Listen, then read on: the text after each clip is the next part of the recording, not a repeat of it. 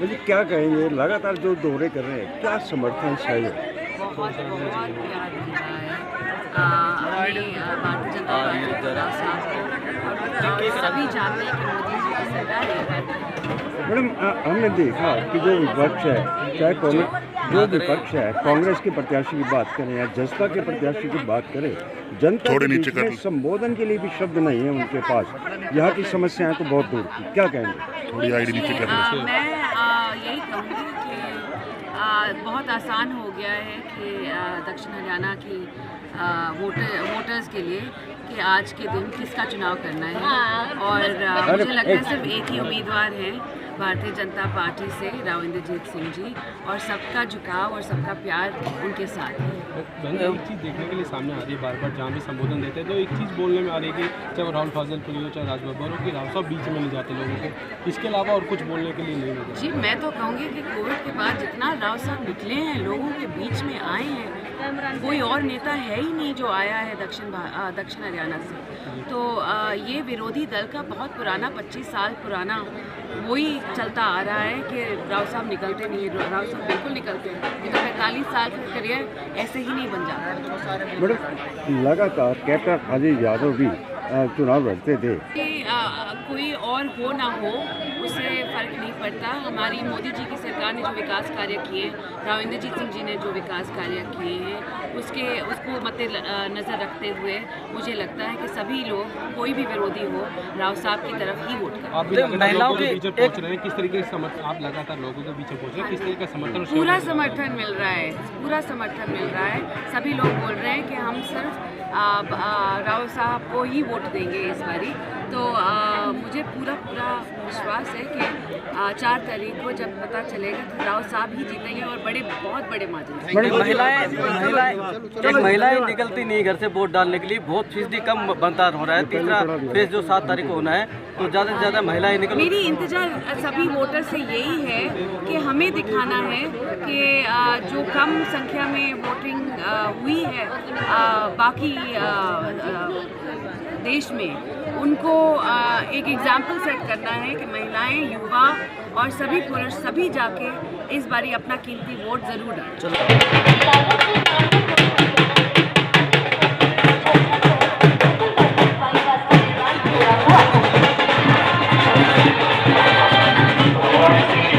ये मुझे बताते हुए बड़ी प्रशंसा हो रही है कि आप लोग बहन जी को, राव इंद्रजीत सिंह जी को कितना प्यार करते हैं, ये मुझे बताते हुए बड़ी खुशी हो रही है।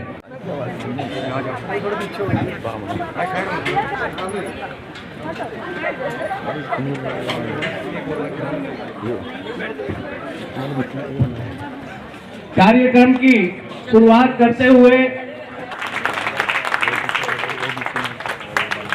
साथ में हमारी नगर परिषद की चेयरपर्सन पूनम यादव जी, हमारी पार्षद मोनिका जी, सभी ने मिलकर बहन जी का स्वागत करता हूं, बहुत बहुत धन्यवाद करता हूं। हमारे बीच में हमारे माधव जी यहाँ पहुंचे हैं, मैं उनका यहाँ पहुंचने पर बहुत बहुत आभार प्रकट करता हूँ, बहुत बहुत स्वागत करता हूँ।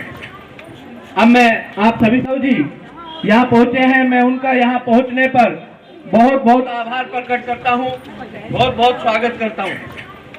अब मैं आप सभी का स्वागत करें, एक बार जोरदार तालियों से बहन जी का स्वागत। एवं सम्मान के योग्य मेरी बहन राव आरती सिंह जी यहाँ पर पहुंचे, विधानसभा के प्रत्याशी संधि और मेरे नगर परिषद की चेयरपर्सन श्रीमती पूनम यादव जी और मेरे नगर परिषद के समस्त पार्षदगण, यहाँ पर बहन जी हमारे बीच में आई हैं। ये में एक पुत्र का फर्ज निभा रही है, अपने पिताजी के लिए वोट की अपील के लिए आई हैं। तो बहन, जो हम सोच नहीं सकते थे, हमारे देवनगर के अंदर जो रेलवे लाइन के बीच का एरिया है वहाँ पर कुछ भी नहीं था, लेकिन वहाँ पर के सहयोग से हुई है। हमारे यहाँ पर और भी जो जिस रोड से आपको आई है, ये रोड भी आपके सहयोग से बना।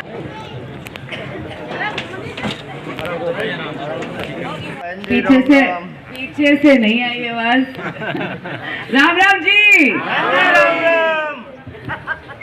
मेरी आवाज, सबसे पहले तो मैं आपसे क्षमा चाहूंगी, मेरी आवाज थोड़ी सी बैठी हुई है, लगातार भाषण ले रही हूँ, तो पूरी कोशिश करूंगी कि पूरा भाषण दूं, मगर इतना ऊंचा नहीं बोल पाऊंगी जैसे बोल सकती थी।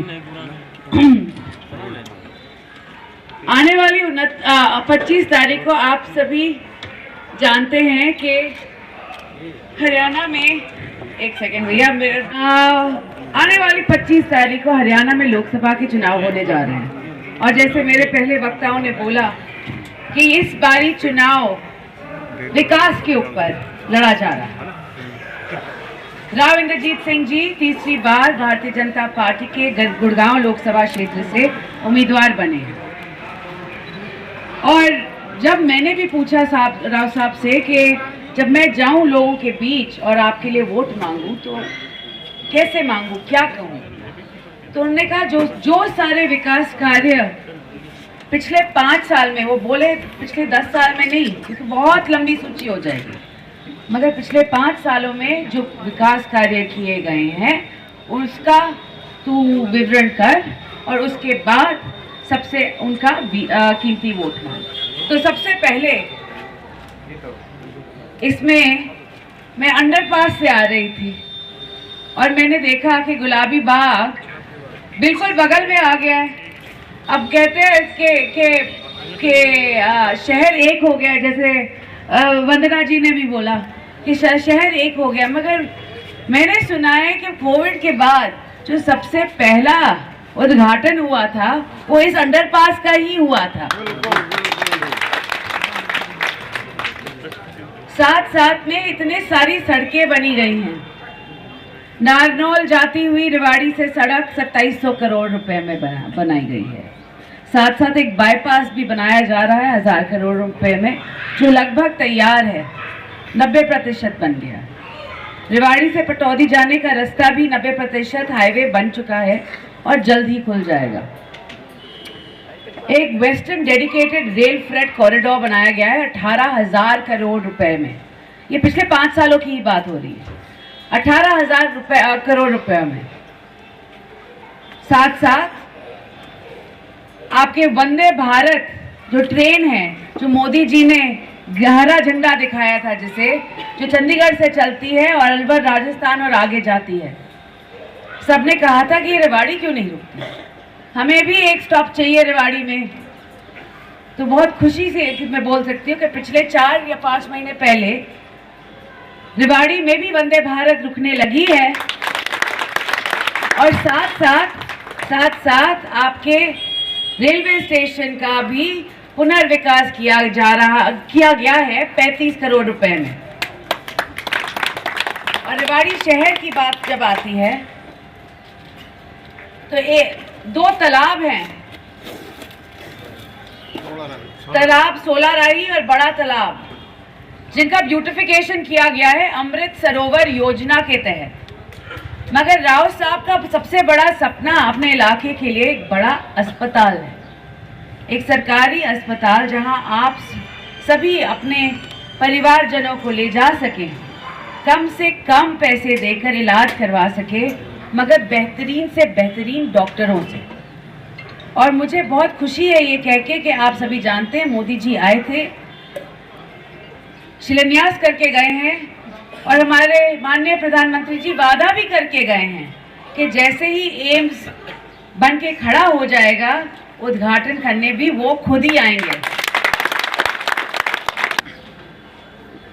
अगर आप सभी चाहते कि ऐसे विकास कार्य चलते रहें, तो मुझे लगता है कि मोदी जी की सरकार और राव इंद्रजीत सिंह जी का साथ आपको देना चाहिए। आने वाली 25 तारीख को कमल के फूल का बटन दबाएं और मोदी जी की सरकार लाएं और राव साहब को एक बार फिर विजयी बनाएं।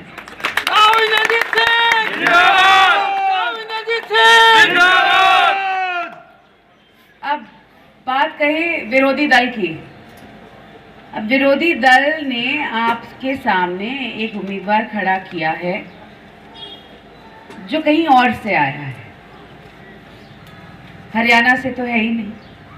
और अचंभा मुझे इसमें है कि हरियाणा में इतने सारे नेतागण हैं कांग्रेस पार्टी में, क्या उनको उन पे विश्वास नहीं था या वो लड़ना नहीं चाहते थे कि राज बब्बर जी को लाना पड़ा?